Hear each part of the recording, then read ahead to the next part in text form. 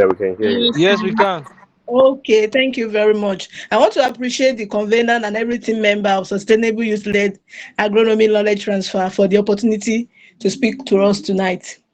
So you are welcome. You are everyone. I welcome you all to this evening class. Moving on, can we have some word of prayer before we continue? Father, in the name of Jesus, we ask that you come and teach us tonight, that your everything that we'll be discussing every day today we have a great impact in our life, in our agriculture journey, in the name of Jesus. That at the end of today's class, we have a focus to glorify your holy name. In Jesus' mighty name, I pray. Amen. Amen. So importantly, like Mr. Sheon have said, I am God Olasukomi Janet. My surname is good. People used to think that I'm good, but it's my surname that is good. My name is Olasukomi. So we'll be discussing planting materials and planting operations. That's the topic we have. Next slide, please, Mr. Sheon.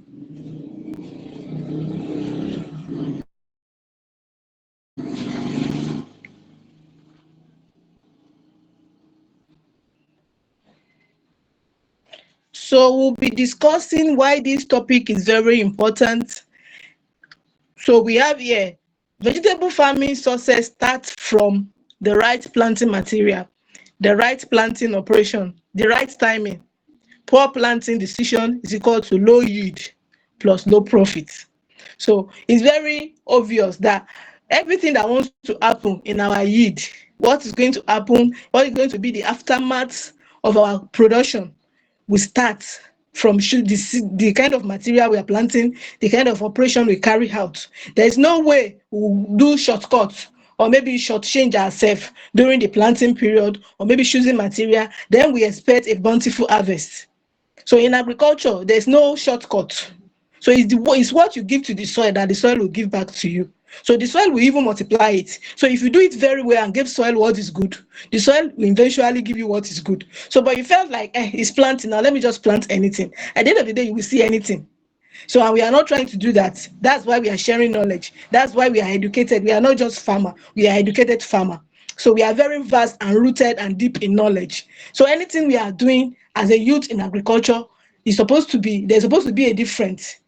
When we are talking to illiterate farmer, where there's supposed to be a difference between literate farmer and an illiterate farmer. So and every one of us in this ecosystem are literate farmer. So there should be difference. So if you want to make that difference, if you want to make that difference in our agriculture world, we have to pay attention to everything that is happening. What are the materials we are planting? What are the operations that take place during our planting process? So if you want to have a bountiful harvest, let's go to the next slide, please.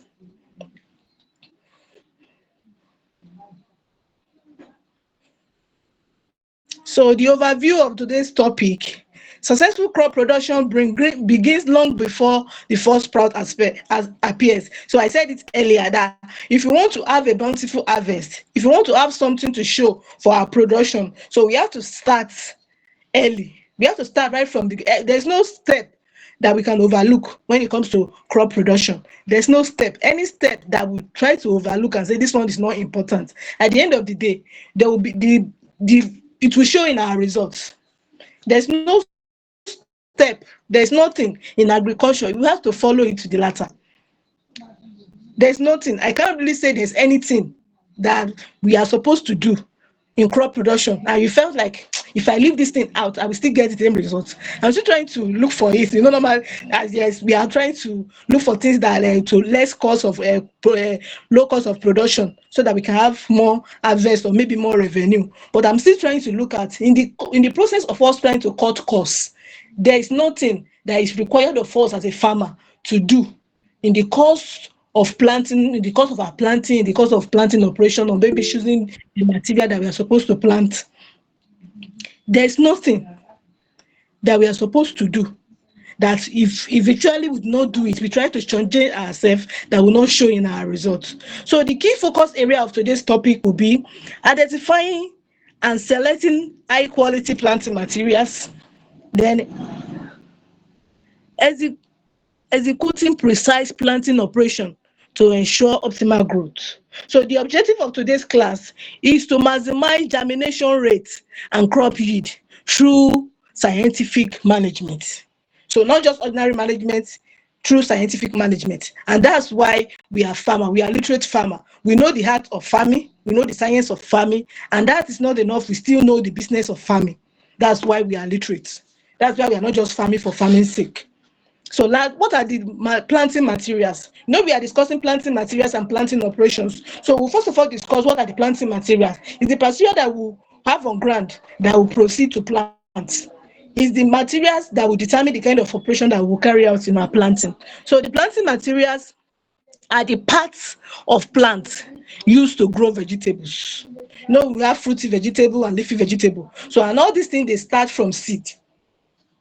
So if you want to have your leafy vegetable, you grow it with seed. You want to have your fruity vegetable, you grow it with seed. So there's no crop that we want to grow that will not start growing from seed. Then vegetable farmer, for vegetable farmers, this include seed, seedling, cutting. There are some plants that even though we want to do budding or grafting, it has to start from seed. So because you can before you can graft for cutting, maybe cutting of the stem, we have to grow. If you want to, maybe sugarcane or cassava, that one is for cutting. Before we can cut a cassava for transplanting, there has to be a cassava that is growing already. So we can't just go and manufacture the cassava from anywhere. So we have to plant. There has to be an existing cassava before we can cut the stem to go and transplant. So even in cutting, we have to use seed or maybe use any other like system of planting, so we can have the budding, the grafting and all that. But majorly for crop production, for our leafy vegetable and our fruity vegetable, we deal mostly with seed and seedling. Then the quality of planting material determine your harvest. I've said it earlier that there's no way we'll do shortcuts during our operation or maybe choosing our planting material and expect a bountiful harvest. So if we want to have a bountiful harvest, we want to maximize our profits, we want to have high revenue when it comes to our crop production. So we have to pay attention to the materials that we are planting and how we operate while planting them. Next slide, please. So some common vegetable seed and seedling, we have tomato, the one that is common around agronomic practice for those of us that familiar with greenhouse production. So we plant pepper, tomato, and cucumber, lettuce, okra, and a whole wide range of vegetables, both leafy and fruity vegetable. So a good vegetable seed must have high germination rate. It must be hybrid or improved variety. It must be disease free. It must be suitable for your climate. So while choosing the seed, we have to look for the one like what is the germination rate of this seed. So when we want to buy the seed, if you want to buy the seed, they will write it on the pack, the germination rate. So you compare from maybe makers and all the companies that are into seed. So you compare the germination rate. Then you feel like, let me go for the one that have this high germination rate. So with that, your mind will be at rest. That at least if I plant this thing, I will be expecting 95% of all this seed to germinate. Because they've assured you from the company that you're getting it from that you will get this thing. So as a farmer, if you want to have a quality production, we have to go for high germination rate seed. Then we should buy hybrid or improved variety. So we are not talking about GMO or this thing today, but we are limiting ourselves to hybrid and improved variety seed. So if you want to maximize our profit and all that, we have to get hybrid or improved variety. So it must be disease free. So and if you are getting F1 this variety, most of them are usually disease free. Then be suitable for the climate. Like we cannot compare our own climate to other climates. There are some places in the north, we cannot compare our own climate in the southwest here to the north. So if you are going for a seed variety, we might not be going for the same seed variety that someone in the north will plant because of the availability of maybe rain, except if you want to use irrigation to supplement with irrigation. Then that being said, let's go to the type of seeds. So we have the open pollinated variety, the OPV. the one like all those, the one that our parents used to grow, that are used the one that our parents are used to, those normal seed that we just get in the market, or the one we produce from ourselves. So like the one that has been existing, maybe our parents, like me, I'm a farmer, I'm a born farmer, my parents are farmer, so actually I've been used to all these things right when I was young. So we plant our tomatoes. As the tomato is going, my daddy will be like, the one that are big inside this tomato, I'm not eating it. So we are like, we'll prepare this thing for next cycle. So it's from that tomato that my daddy will dry, even when I was young. So my daddy will dry and keep. So when it's time for another cycle, it's that tomato that my daddy will just broadcast somewhere. After broadcasting it, then it will sprout. You might not even spray, might not even do anything. We just give it water regularly, like then we go and transplant. So those are the open pollinated variety. They don't do anything. They don't know anything. The same thing goes to our pepper. The same thing goes to our yam. So they just from existing one. It is when it's not enough, they now go to the market buy. And it's the same process at which they keep their own. The way they try to keep their own for next cycle is the same way that that one is happening in the market. So that's just about it with the open pollinated variety. Then we have the hybrid seed. So with the educated farmer, the literate farmer, we know about this hybrid seed. So those are F1. All those are our seed that they pack. Those are our pack that will sow. So those pack, maybe from Rizwan, from East West, and all that, all those popular seed company that we get from. Those are the F1. We cannot compare it to the one that our parents plants. So they are hybrid seed, they are F1. So if you are trying to maybe culture them and feel like, if I get this seed, let me keep it for nice cycle, it might not do well compared to the F1 that we buy. So we've been trying to do it. So we've been seeing the differences for those of us that experiment with all those things. So I've tried one or two times. I've seen like, this one is not as effective as the F1 that I planted. So you cannot compare it to the open pollinated OPV that if I just plant, definitely I will get the same result just like the way I get it from last cycle. So the hybrid versus open pollinated seed. So we have the hybrid seed because that's what we are more conversant with as educated farmer. So the hybrid seed give us higher yield. They have uniform fruit.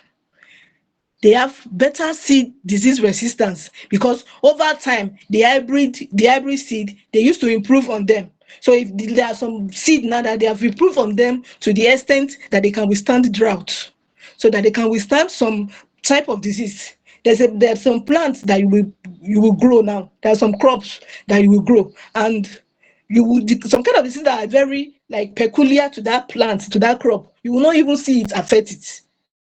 Then you'll be wondering, like, what is happening? The seed has been improved on. So they felt like this disease is affecting this plant regularly. What can we do?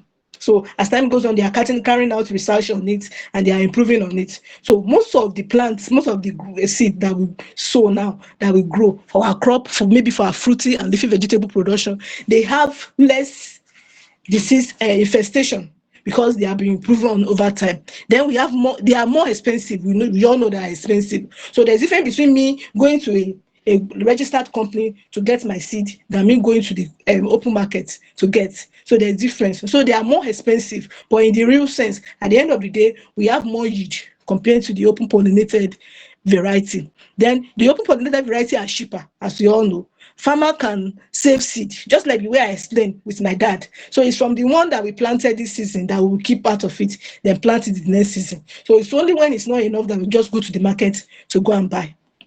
So we can save. They are less uniform. In the real sense of it, you can plant, and the kind of when the fruit is coming, it happens with mostly orange. Maybe it's because I mean, like my parents are farmer, and I've discovered it. There was a time I was still very young, like I'm very good when it comes to planting and all that. I like experiment. I never even knew any. I didn't know that I will even study I will study any agriculture related course. So I used to think I would be a nurse or something. So, but now I'm a farmer. So this period, there was a time that this orange is very sweet, and I was like, this orange is very sweet, but it's in our farm. It's in our farm settlement, and now I have to bring the seed. So I brought the seed. I do the seedling. I look for nylon, all these things. So I sowed the seed inside of it. So I sowed like up to 10 seed then. So unfortunately for me, it was only two. that germinated out of these two seed, out of the 10 up to 20 seed that I sow from that orange. So like when I have to come back to school, my parents are in the farm. So my dad now felt like so that my effort will not be wasted throughout the long holiday, let him help me and transplant these two that germinated. So as time goes on, when this thing started growing, I discovered that the orange, the fruit was not as sweet as the one that I saw in the farm. The fruit was not as sweet as the one I saw in the farm. And it was because of that sweetness that made me carry the seed that said, like, this seed will have to be at our backyard so that I won't have to go to the farm all the time if I need this. So, but in the real sense, after that thing started fruiting, I was unable to get that same sweetness. So that's why, like, that's what happened when less uniform. They might be in the time of growth, they will be less uniform because they are not controlled, they are not improved upon. And in the sense of maybe fruit or uniqueness, there will be no uniqueness. So new variety will be formed over time. So, and as time goes on, we are seeing that a lot of variety of our plants are no longer, we are not seeing much variety of it compared to before. You can just see a mango tree and all this thing, you will not see fruit on it. So it hardly happens again because we don't plant anyhow.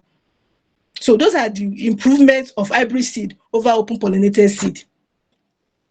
So for commercial vegetable farming, hybrid are often better for better results. We are just we are in the business of agriculture. We are not just trend running. We are not researcher. In the sense, like in the process of researching, we want to make money.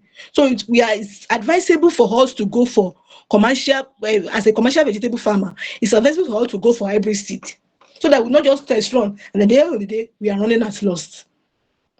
So are we all getting value from what we are saying? So let's go to the next slide, Mr. Shino. So qualities of good vegetable seed: high germination rate. So most of the germination rate should be above 85%. So I've not seen any maker or maybe seed company that has a seed germination rate that is below 85. So the list of this germination rate used to be above 85, used to be 85. Like that's the list. So they are disease free, like we discussed earlier. They are from certified source. Like if anything go wrong, if anything happen that you are not expecting, you can go back and ask them, this was what I was expecting. This was the expectation that you gave to me, and I did not see it. Because they are from certified source, it is very easy. So they have good expiry dates. So when you want to buy the seed, the one that we just go to the buy in the market, you just tie it inside nylon. Maybe they've opened it, a lot of breeze has entered into it, they did not keep it on good condition. So we might sow it and will not get good results because they did not take care of it very well. So, but we are getting improved variety. We will know the expiry date, and we'll know like, this thing, when is this thing expiring? So after this, I cannot sow this seed again. So I will not go, as educated farmer, will not go to the market and buy a seed that expired. Then we have, that is suitable for local climate. Most of our seed company, they produce seed that is suitable for our local climate.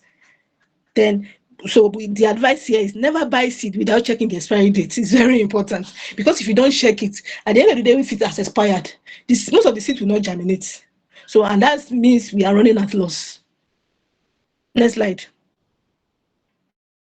So that's all about planting materials. So planting materials, we know the materials we have to get, the seed that we are planting. So either we sow the seed directly, or we sow it for seedling, then transplant. So that's all about planting materials. So now let us go to planting operation. So that's the second part of today's topic. So we are in part 2 now, planting operations. So we have here, what is the meaning of planting operation? Planting operation refers to all the practical activities carried out to successfully establish vegetable crops in the field or greenhouse.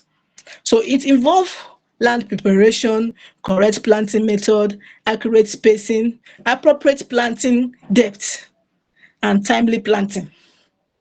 So good planting operation ensure strong crop establishment. It ensures uniform growth, better nutrient use, and improve marketable yield. So we are not just planting for planting sake.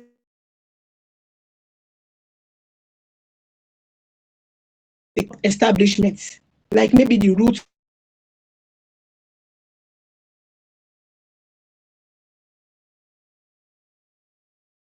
to the root and the shrub. Mr. So Timi, we'll be able to get. Okay, it's back now. So they will have uniform growth. Since they are improved variety, they will have uniform growth. They will have better nutrient use. Then we have high marketable yield. In vegetable farming, mistakes during planting can significantly reduce profit. So I said it earlier when we were choosing planting materials too, that if you don't choose correct seed, it will affect our production. So the same thing is applicable to our planting operation too. So let's talk about the first thing in agricultural production is the land. Even though we are not using soil, our substrate, we are still going to place it on soil.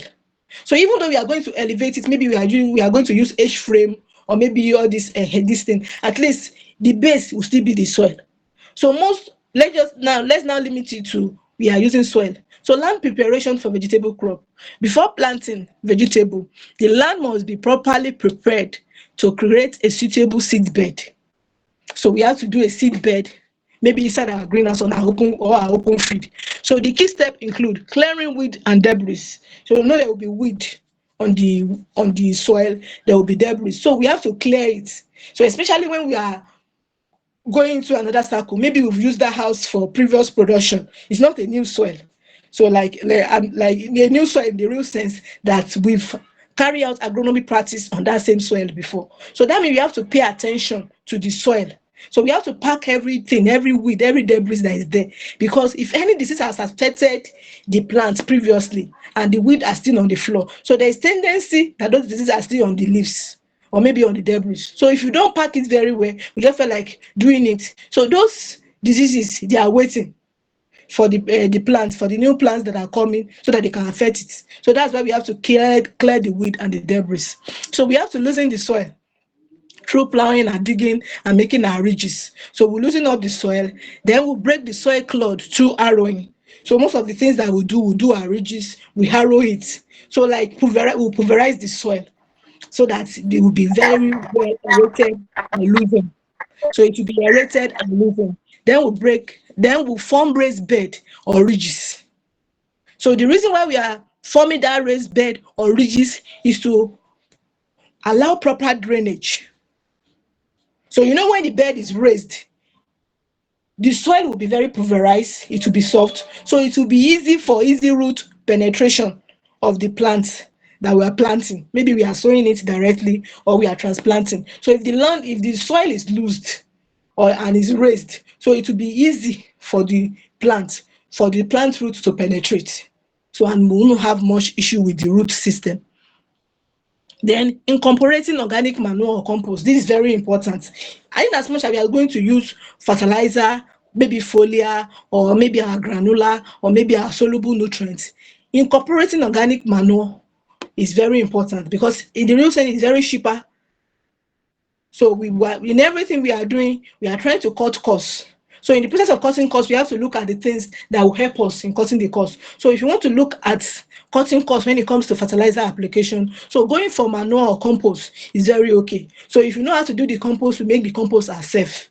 Then if we don't know much about it, they are experts.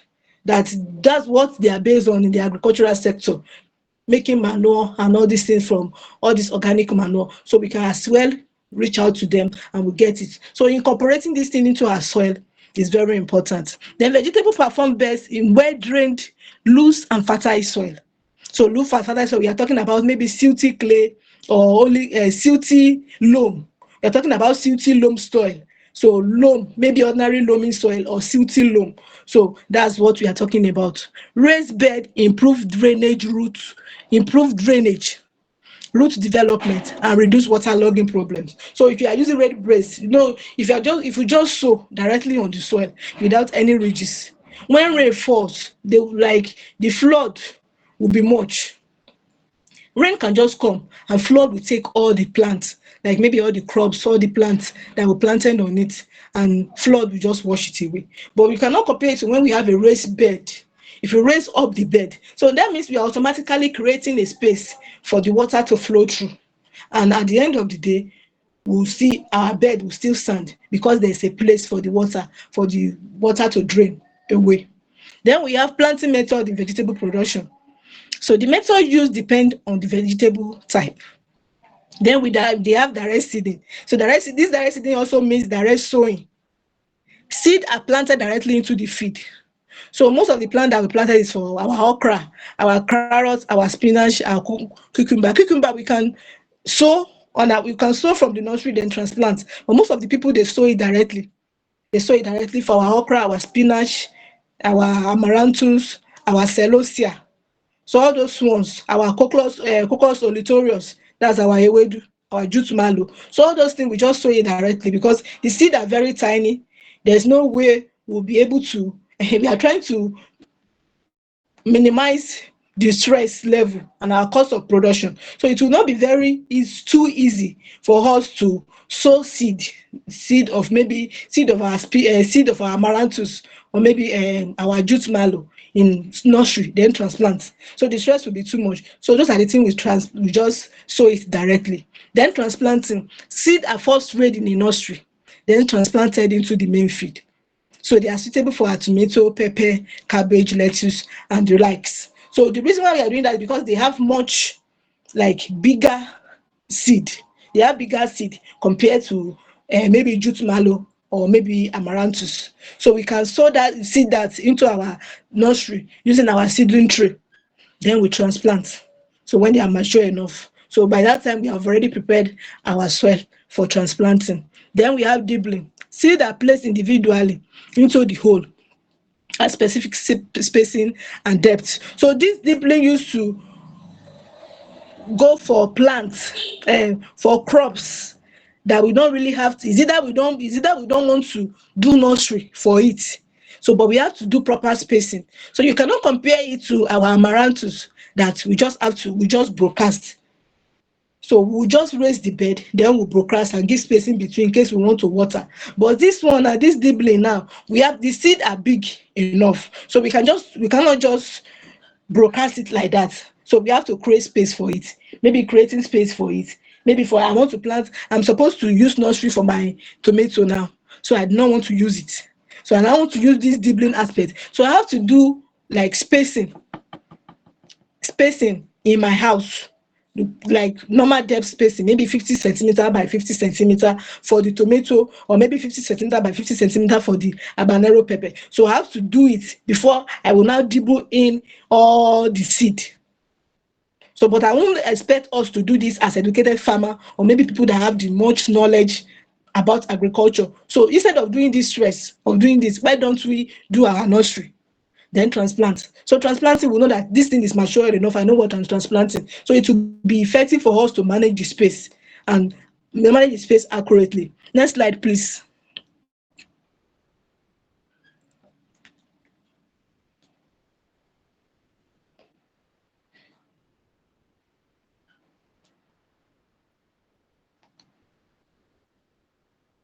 Next slide, please.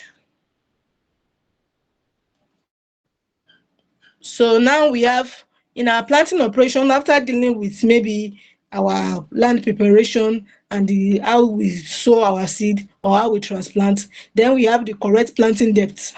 Planting depth plays a major role in germination and early growth. Small seed like our lettuce, our tomato into the soil. That's if we are using the seed. Even when we are transplanting, we are not supposed to deep the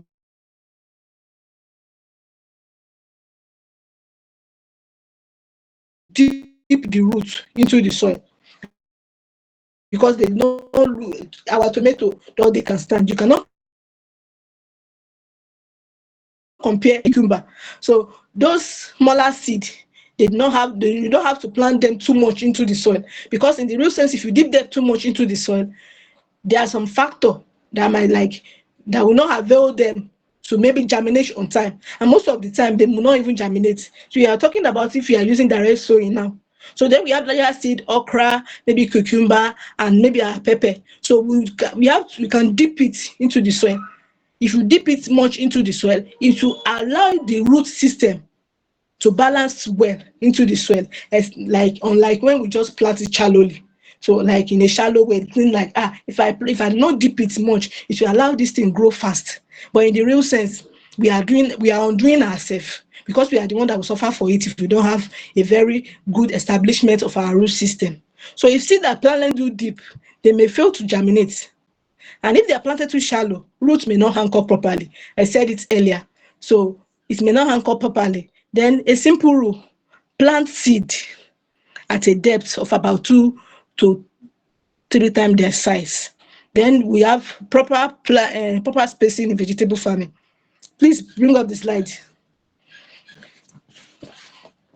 So proper spacing in vegetable farming. Spacing determine plant population per hectare and affect yield. Correct spacing ensure adequate sunlight penetration. So if you space it very well, especially for our plant that used to have a lot of canopy, for our tomato and our habanero pepper, they use as time goes on, they used to form a lot of canopy. So if you don't use adequate spacing, it will affect the sunlight penetration.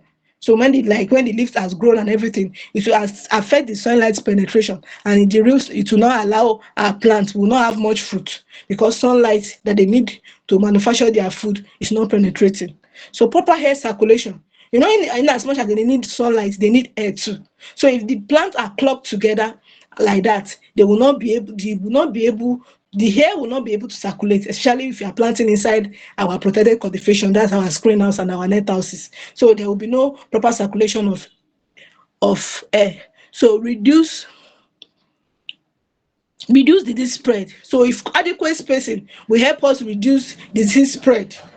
If there are spacing between plants, if a plant is diseased, maybe one of the plants is diseased, before it will transfer to another plant, it will take time. So, and if you are doing your proper scouting, you would have discovered it before it gets to another plant, because there's space in between them. So better fruit size and quality. That there's enough sunlight and air circulation, so the fruit tends to be bigger, because they are not competing for nutrients, they are not competing for anything. So they have much adequate environment to grow.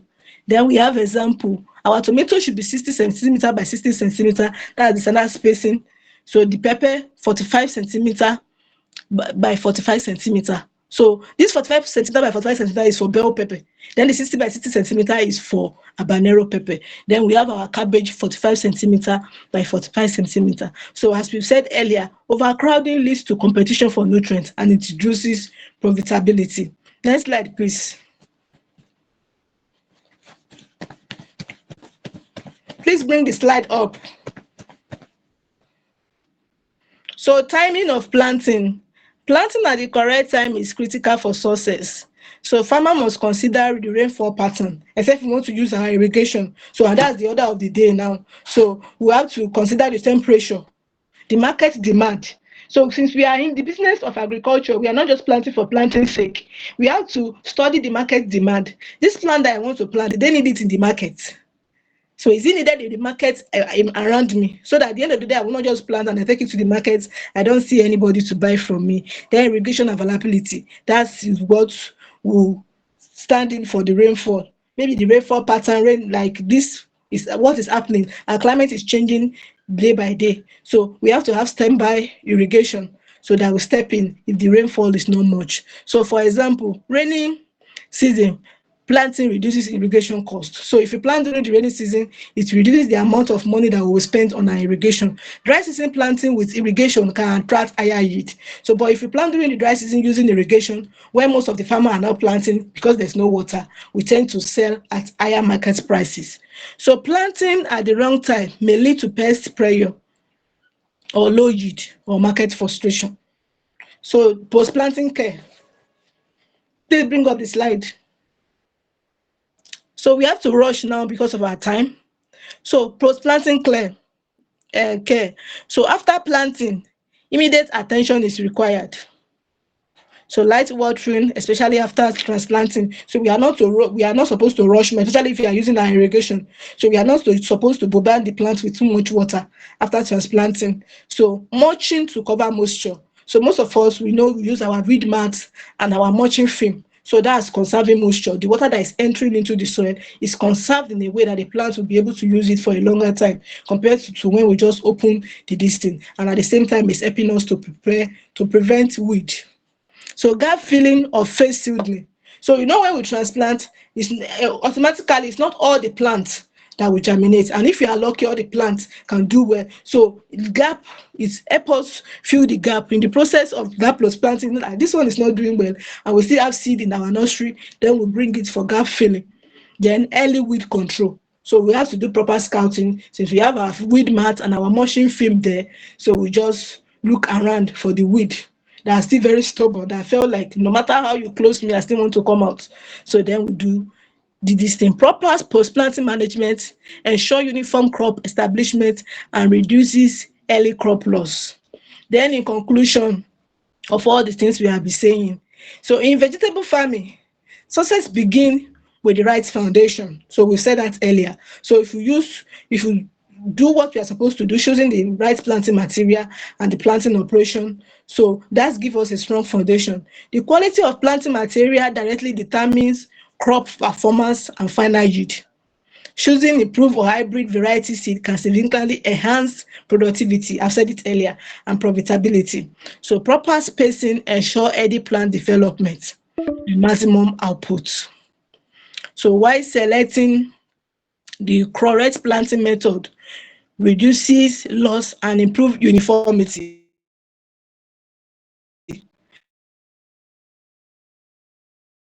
So if you carry our plant to the if you sow our plant in the seedling in the nursery before you plant it, so you will see that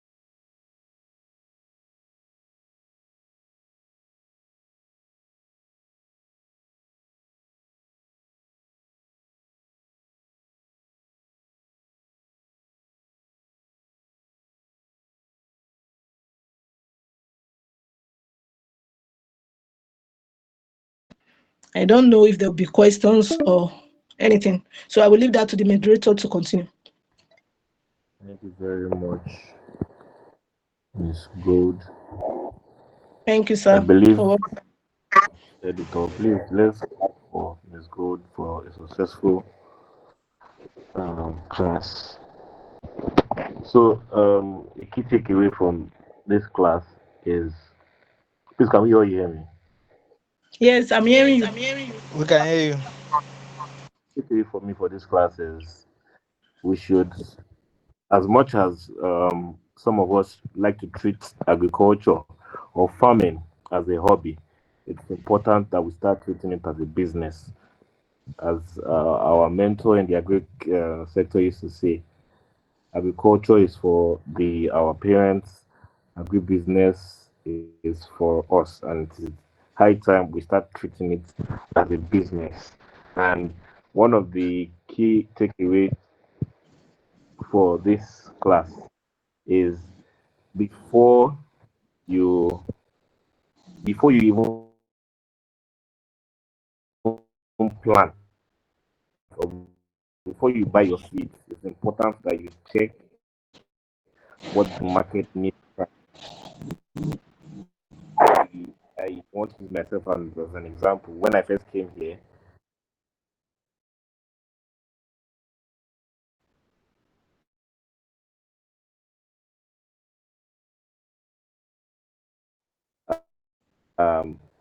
what's important that you know what your market needs before you even plant. So, I want to thank you all for coming. Thank you for coming to the Sustainable Agricultural Agronomy Knowledge Transfer. And I'll be putting out a form in the next 1 minute. For those of you who have attended the class today, I'll be putting out a form. Please do well to fill the form, and it won't take much of your time. Please do well to fill the form so that we can continue serving you better and we can improve on our delivery. Okay, anything? No. No, thank you. Very much, everyone, for attending the class. It's good. Thank you for helping and treating this topic very well for us. Thank you very much. Thank Mrs. you very much. Fabi, thank you You're for welcome.